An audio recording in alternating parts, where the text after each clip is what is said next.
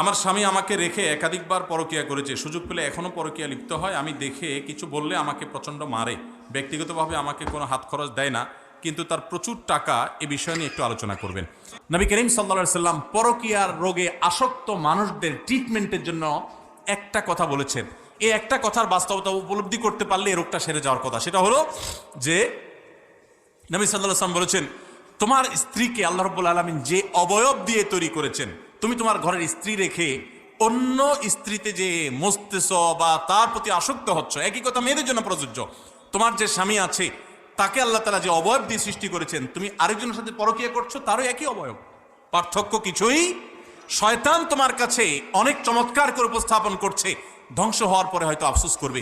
পরকীয়া লিপ্ত হয়ে সংসার ভাঙা বহু নারী আর্তনাদ করে, হাহাকার করে, বহু পুরুষ হাহাকার করে, আর হয়তো ব্যাক করার সুযোগ পায় না। এজন্য আল্লাহকে ভয় করেন এবং সংশোধন করেন।